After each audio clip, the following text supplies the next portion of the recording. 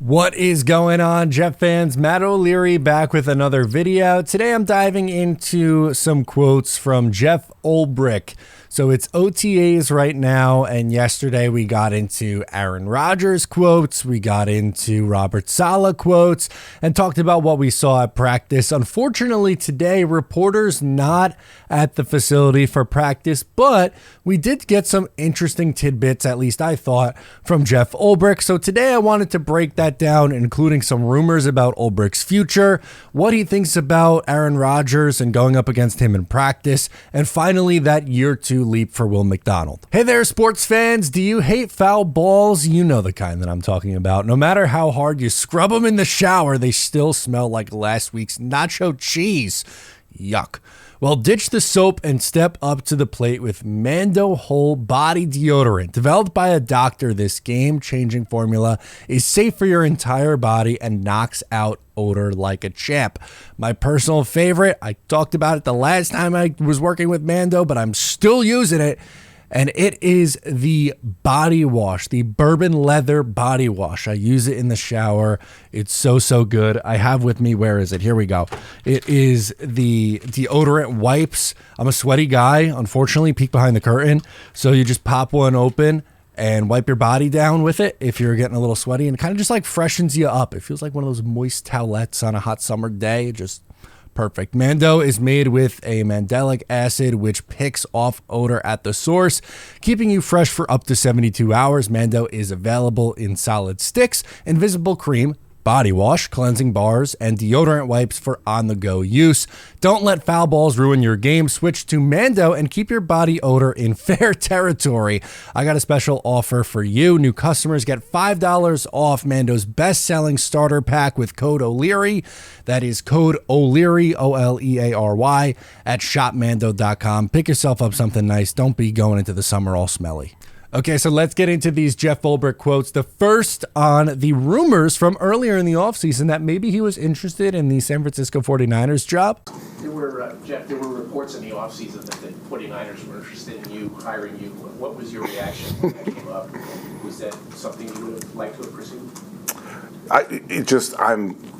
I'm so, it's rare in life that you come to work every day and you love what you do and you love the organization you do it with and you love the players that you get to coach, and that's what I have here, and so saying all that, like I'm so happy and fulfilled being in this place right now with this team, this roster, and at the same time my wife loves it, my kids love it, the area that we live in, so to move from here and move on from this opportunity it'd be really hard. It'd be difficult.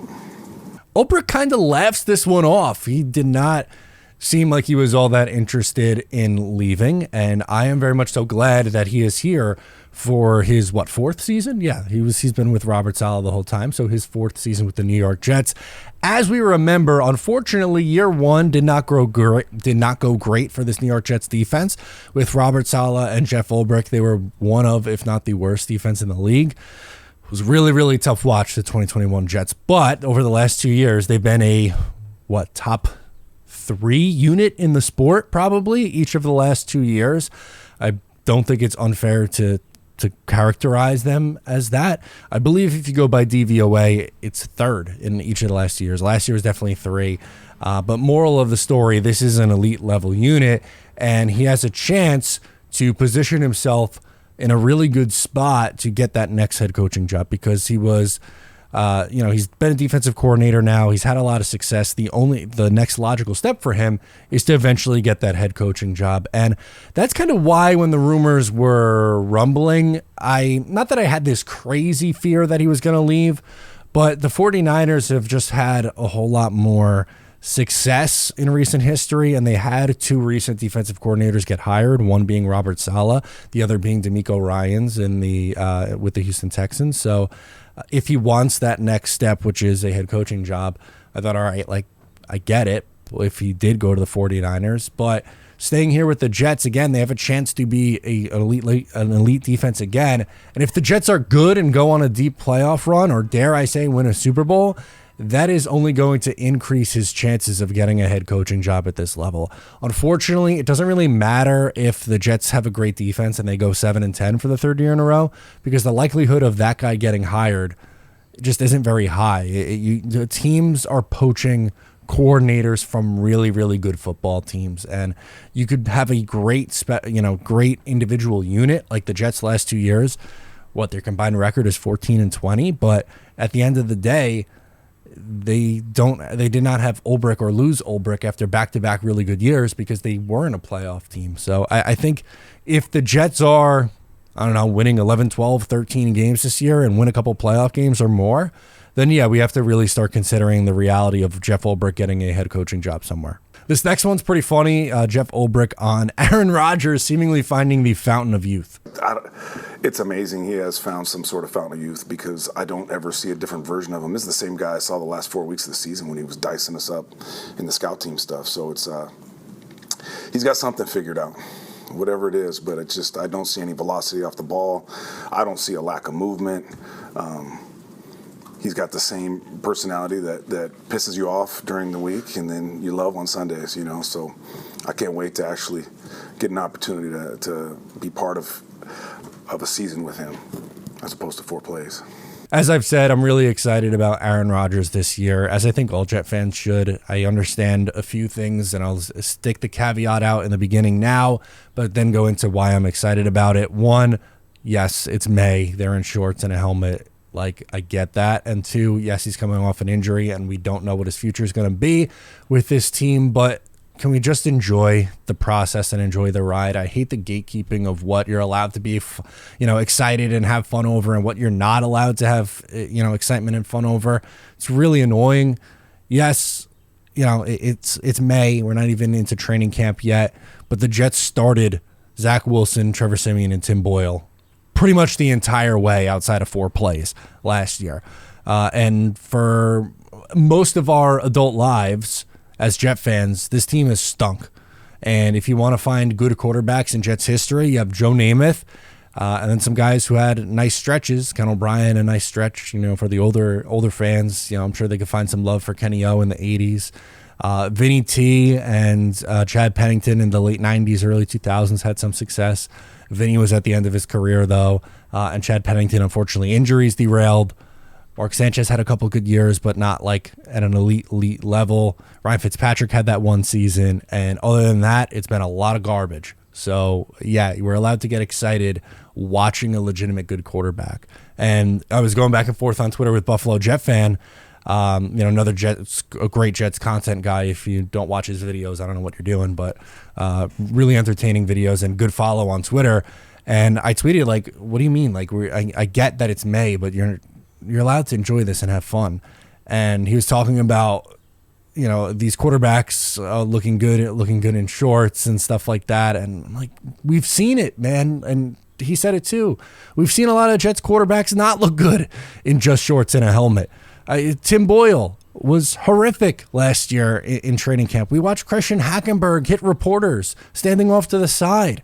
We watched Tim Tebow throw a football for this team. This is all within the last 13 years. It's not that long ago that we've seen all this stuff. So I really don't want to hear it with that stuff. Enjoy the Aaron Rodgers ride, and I hope he comes back and plays really damn good football. Maybe he's not MVP level Rodgers anymore, which was literally maybe a top 2 quarterback in the sport.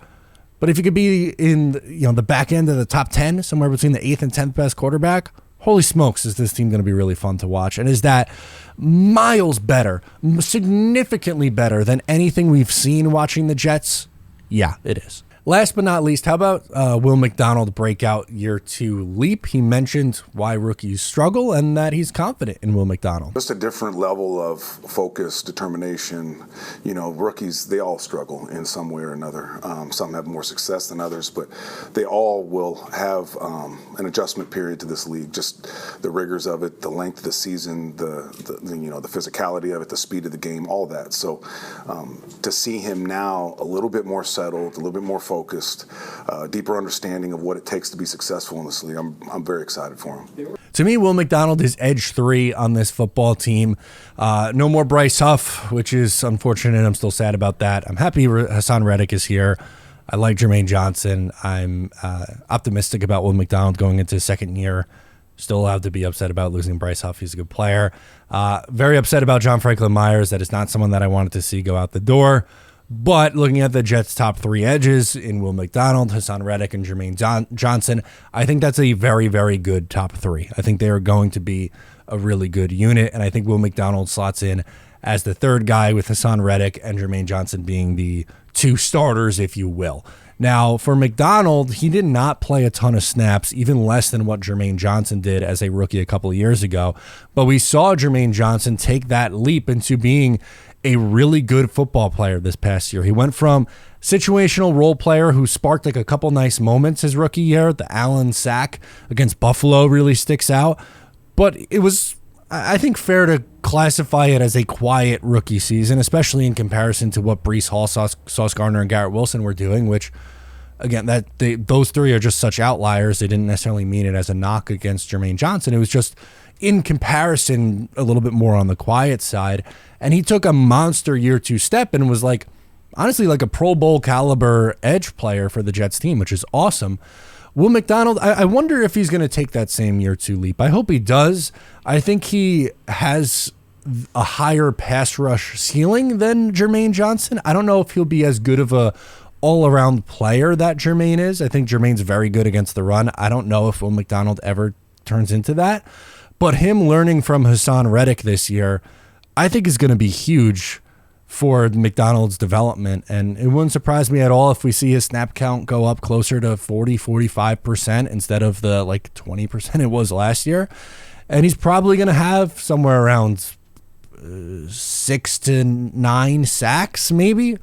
I think there's a chance he gets double digit. I think he has double digit sack potential. I just don't know if this is the year that he is going to hit that. Maybe he does. If he takes that year two leap the same as Jermaine did, then he probably does hit it. And I hope he does. But I'm going to say like 6.5 in a rotational role, and we're excited about him. So I'll sign up for that. But anyway, I want to hear from you guys. Let me know your thoughts. Drop them down below in the comments on Jeff Ulbrich's Comments with the Media. I'm Matt O'Leary. Subscribe if you're new, and I'll catch you guys next time.